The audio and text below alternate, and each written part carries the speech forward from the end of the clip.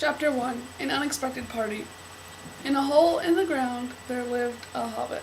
Not a nasty, dirty, wet hole filled with the ends of worms and an oozy smell, nor yet a dry, bare, sandy hole with nothing in it to sit down on or eat. It was a hobbit hole, and that means comfort. Okay, so when I was trying to select a book to read or to talk about for this vlog, I was looking through the books that I have, and then I had brought with me The Hobbit to reread since the book is coming, or the movie is coming out this year, I think it is. It's sort of one of the first books that got me in love with reading. Obviously, I got really obsessed with Lord of the Rings when I was a kid. I just read an awesome article by Adam Gopnik from the New Yorker. It's called The Dragon's Egg. I guess it's about young adult fantasy literature. Anyway, it's about, I'll read a clip from it. I'll put a link in the, I think what is technically referred to as the doobly-doo. Or is it French? Doobly-doo. Anyway. What substitutes for psychology in Tolkien and his followers and keeps the stories from seeming barrenly external is what preceded psychology in epic literature. An overwhelming sense of history, and with it a sense of loss. The constant evocation of lost or fading glory. Numenor has fallen, the elves are leaving Middle-earth. Does the emotional work that mixed up minds do in realistic fiction? We know that Westernness is lost even before we know what the hell Westernness was. And our feeling for its loss lends a dimension to those who have lost it. Since I'm rereading The Hobbit, I'm about a quarter of the way through, and I think it's really interesting in terms of like nostalgia.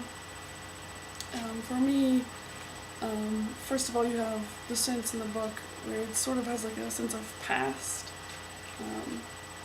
There's a line, I suppose hobbits need some description nowadays since they have become rare and shy of big people, as they call us. There's definitely a sense, I say in the book, and in the whole Lord of the Rings trilogy, genre, whatever, of nostalgia to the past, of this great epicness that is lost, and I think Adam Gopnik covers that well.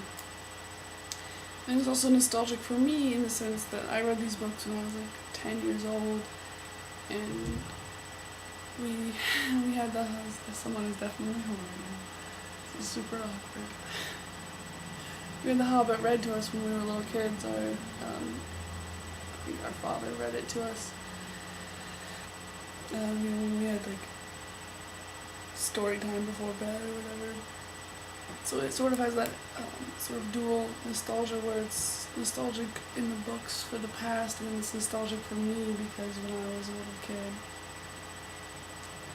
remembering the person that I was when I read these, and when I'm reading it now, okay, I'm just gonna power through the awkwardness and at least get this recording done. So I have a few quotes from the book that I wanted to share. First of all, there's one at the beginning when the dwarves come and Bilbo says, or Tolkien says, whatever it says, Bilbo rushed along the passage, very angry and altogether bewildered and bewildered. This was the most awkward Wednesday he ever remembered. And there's also one, there's nothing like looking if you want to find something, or so Thorin said to the young dwarves. You certainly usually find something if you look, but it's not always the something you were after, so proved on this occasion. Currently about a quarter of the way through the book, and I've just reached the chapter Riddles in the Dark, which is obviously an exciting chapter. I thought it was going to come like in the second half of the book. I was surprised to reach it so early. I'm going to try to give you updates as I continue along. That's really all I have to say on it.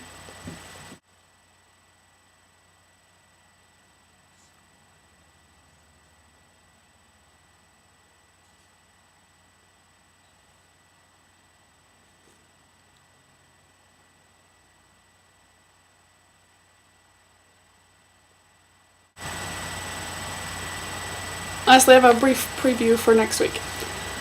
To Theo, I am afraid sometimes you cast a book aside because it is too realistic. Have pity and patience with this letter and read it through, though it may be rather crude.